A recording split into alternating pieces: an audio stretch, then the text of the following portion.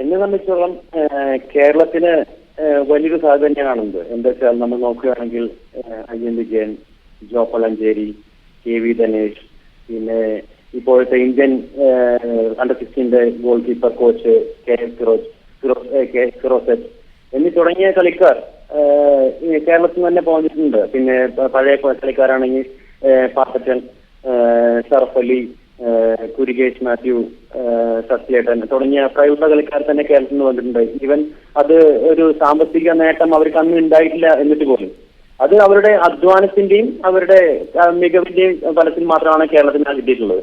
അതിൽ കൂടെ ഈ പ്രഗത്ഭനായ സച്ചിൻ ടെണ്ടുൽക്കർ പിന്നെ സൗരവ് ഗാംഗുലി തുടങ്ങിയ ക്രിക്കറ്റ് കളിക്കാർ പോലും ഇതിന് വേണ്ടി മുന്നോട്ട് വന്ന് പുതിയൊരു അധ്യായം തുടങ്ങുകയാണെങ്കിൽ അത് വളരെയധികം സ്വാഗതാർഹമാണ്. എന്താണെന്ന് വെച്ചാൽ ഇവിടെ സാമ്പത്തിക ബുദ്ധിമുട്ട് അനുഭവിക്കുന്ന പല കളിക്കാരും ഉണ്ടെന്ന് എനിക്ക് നല്ലപോലെ അറിയാം. എന്താ വെച്ചാൽ കേരളത്തിൽ നിന്ന് വന്നിട്ടുള്ള ടൈറ്റാനിക്കിന് 10-20 വർഷമായിട്ട് കളിച്ചിരുന്ന പ്ലെയറാണ്, യൂണിവേഴ്സിറ്റി പ്ലെയർ ആയിരുന്നു. ആ സമയത്തൊക്കെ എനിക്കുണ്ടായ ബുദ്ധിമുട്ടുകളും എന്റെ കൂടെ കളിച്ചിരുന്ന ബുദ്ധിമുട്ടുകളും സാമ്പത്തിക ബുദ്ധിമുട്ടുള്ളത് മൂലം അവർക്കുണ്ടായ ബൂട്ടുകൾ അല്ലെങ്കിൽ അവരുടെ എക്യുപ്മെന്റ്സ് മറ്റൊക്കെ ഉപയോഗിച്ച കാര്യങ്ങളൊക്കെ എനിക്ക് നല്ലപോലെ അറിയാം. അതേപോലെ ആ സമയത്ത് തന്നെ ഇന്ത്യ കളിക്കാൻ വേണ്ടി പുറത്ത് ഞാൻ ഇന്ത്യക്ക് വേണ്ടി ഇന്റർനാഷണലിന് വേണ്ടി കളിക്കാൻ വേണ്ടി ബംഗ്ലാദേശിൽ പോയി. അപ്പോൾ എനിക്കുണ്ടായ ബുദ്ധിമുട്ടുകൾ മൂലം എനിക്ക് പുതിയ ബൂട്ട് വാങ്ങിക്കാനോ അല്ലെങ്കിൽ ഫോറിൻ ബൂട്ട് വാങ്ങിക്കാനുള്ള ബുദ്ധിമുട്ടുണ്ടായി. ആ സമയത്ത് എനിക്ക് കളിക്കാൻ പറ്റിയ സമയത്ത് അന്ന് മഴയായിരുന്നു, ചേറായിരുന്നു. അന്ന് ഇന്ത്യയിലെ കളിക്കാൻ വേണ്ടി നിവിയ ബൂട്ട് മാത്രമാണ് ഞാൻ ഉപയോഗിച്ചിരുന്നത്.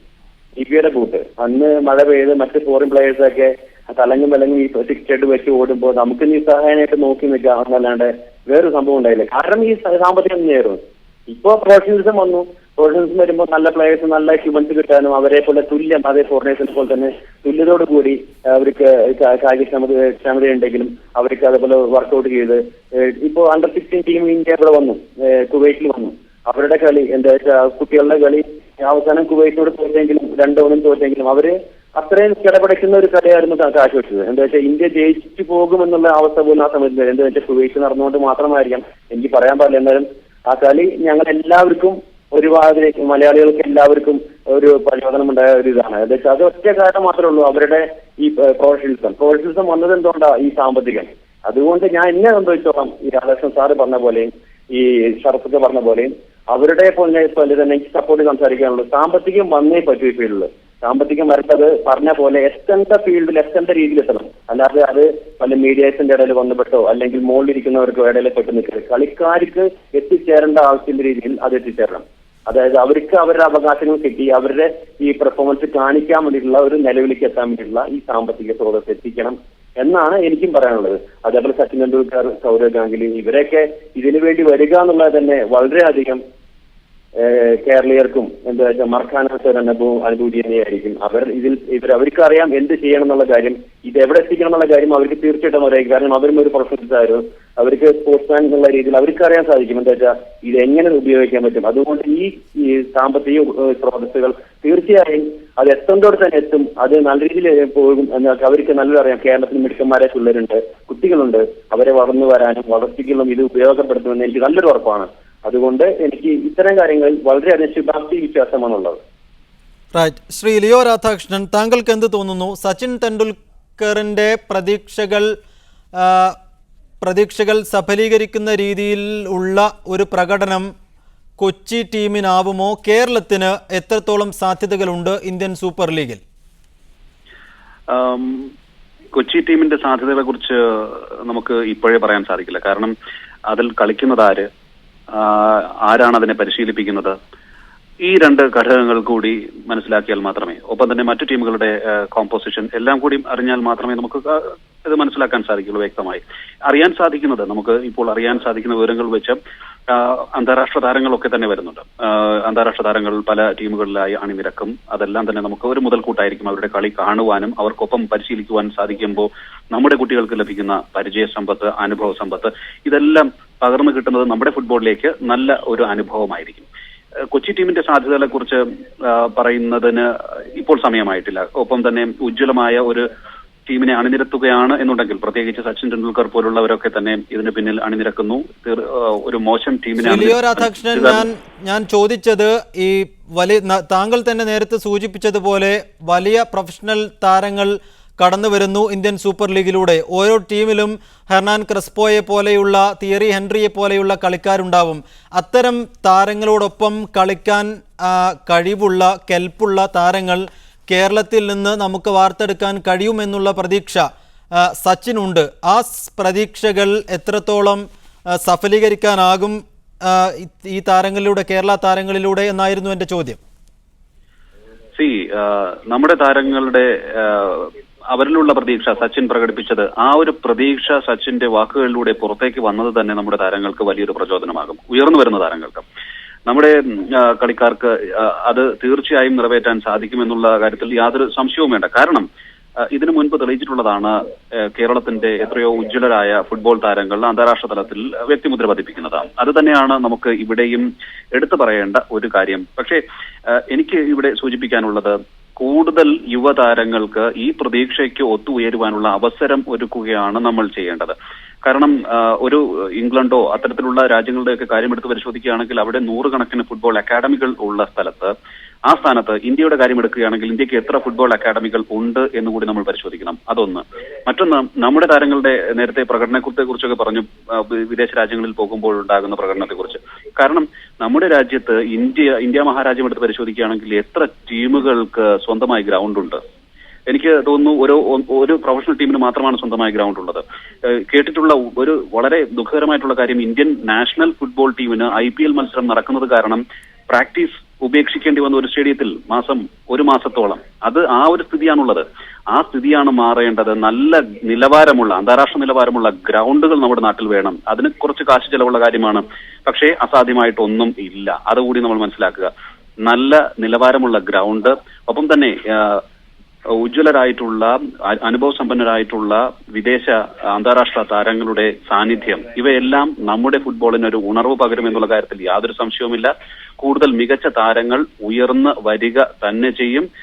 നമ്മൾ പലപ്പോഴും കണ്ടിട്ടുള്ളതാണ്, ലഭിക്കുന്ന പ്രചോദനം അത് എത്രത്തോളം ആത്മാർത്ഥതയും എത്രത്തോളം ഉയർന്നതുമായിരിക്കും, അതിനെ ആശ്രയിച്ചിരിക്കും നമ്മുടെ താരങ്ങളുടെ. ഷിജു എന്ന പ്രേക്ഷകൻ കൂടി ചേരുന്നു. ശ്രീ ഷിജു, പറഞ്ഞോളൂ. സച്ചിൻ എന്ന് പറയുന്ന താരം നമുക്ക് അഭിമാനിക്കാവുന്ന ഒന്നാണ്. സച്ചിന് എല്ലാ ജയങ്ങളും ഉണ്ടാവുമെന്നാണ് പ്രതീക്ഷ. റൈറ്റ്. ശ്രീ TP ഷറഫുദ്ദീൻ, സച്ചിന് പുറമെ ഒരുപാട് കളിക്കാർ, അതിലപ്പുറത്ത് ഒരുപാട് സിനിമാ താരങ്ങളും ഇന്ത്യൻ സൂപ്പർ ലീഗിൽ പണമിറക്കാൻ ഒരുങ്ങുകയാണ്. സച്ചിൻ്റെ ഉദ്ദേശശുദ്ധിയെ നമുക്ക് മാനിക്കാം. ഒപ്പം സൗരവ് ഗാംഗുലിയും, അങ്ങനെ കായിക രംഗത്ത് തിളങ്ങിയ ഒട്ടേറെ പേരുണ്ട്. അതിനപ്പുറത്ത് ബോളിവുഡ് താരങ്ങളായ സൽമാൻ ഖാനും രൺബീർ കപൂറും ജോൺ എബ്രഹാമും ഒക്കെ ഇന്ത്യൻ സൂപ്പർ ലീഗിൽ പണമിറക്കുന്നു.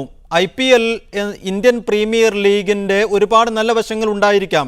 കേരളത്തിൽ നിന്നും മറ്റു ഇതര സംസ്ഥാനങ്ങളിൽ നിന്നുമൊക്കെ ധാരാളം ചെറുപ്പക്കാർ, പുതിയ കളിക്കാർ ഉണ്ടായിട്ടുണ്ട്. അതിലപ്പുറത്ത് IPL-ന് വന്ന ഒരു പേര് മോശം പണക്കൊഴുപ്പിൻ്റെ അല്ലെങ്കിൽ ധൂർത്തിൻ്റെ, കള്ളപ്പണം വെളുപ്പിക്കാനുള്ള ഒരു മേഖലയായി അത് മാറി എന്നുള്ള ഒരു മോശം വിമർശനങ്ങളായിരുന്നു അത് നേരിട്ടിരുന്നത്. അത്തരത്തിലേക്ക് Indian football league, Indian super league മാറാൻ സാധ്യതയുണ്ടോ? പ്രത്യേകിച്ചും സിനിമാ താരങ്ങൾ ഉൾപ്പെടെയുള്ള ആളുകൾ ഈ ഫ്രാഞ്ചൈസിയുടെ ഉടമകളായിരിക്കുന്നത് കാരണം അത്തരത്തിൽ പണക്കൊഴുപ്പിൻ്റെ മേളയായി മാറാൻ ഇന്ത്യൻ സൂപ്പർ ലീഗ് മാറാൻ സാധ്യതയുണ്ടോ? താങ്കൾ എങ്ങനെ നിരീക്ഷിക്കുന്നു?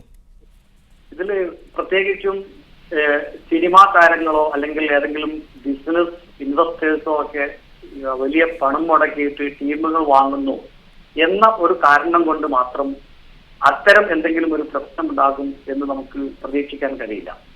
സർവോപരി നമ്മുടെ മാനേജ്മെന്റ് സിസ്റ്റം, നമ്മുടെ അഡ്മിനിസ്ട്രേഷൻ, അതിനെ എത്രത്തോളം കാര്യക്ഷമതയോടുകൂടി നിലനിർത്തുവാൻ കഴിയുമോ, അതിൽ പ്രത്യേകിച്ച് കൃത്യമായിട്ടുള്ള നല്ല മെക്കാനിസം എത്രത്തോളം ഇംപ്ലിമെന്റ് ചെയ്യാൻ കഴിയുമോ, അതിന്റെ അടിസ്ഥാനത്തിലിരിക്കും അതിന്റെ വിജയവും പരാജയവും അതിന്റെ നന്മയും തിന്മയും എല്ലാം നിൽക്കുന്നത്.